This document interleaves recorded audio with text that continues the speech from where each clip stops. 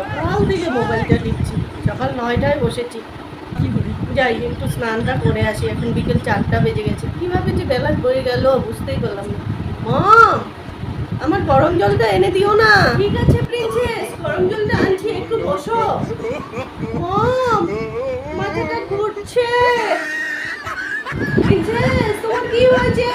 দাঁড়াও, আসছি। শুনছো গো প্রিন্সেসের বাবা, প্রিন্সেস মাথা ঘুরে পড়ে গেছে। কি বলছো?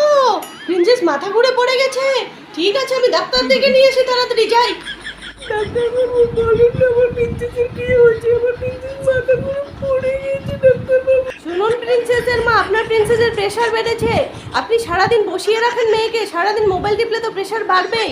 তাই টুকটাক কাজ করাবেন আপনার হাতে হাতে। ঠিক আছে ডাক্তারবাবু, আজ থেকে আমি আমার মেয়েকে হাগু করে ছুঁচু করিয়েও দিব না, স্নান করিয়েও দিব না, খাইয়েও দিব না, সব একা একাই করবে।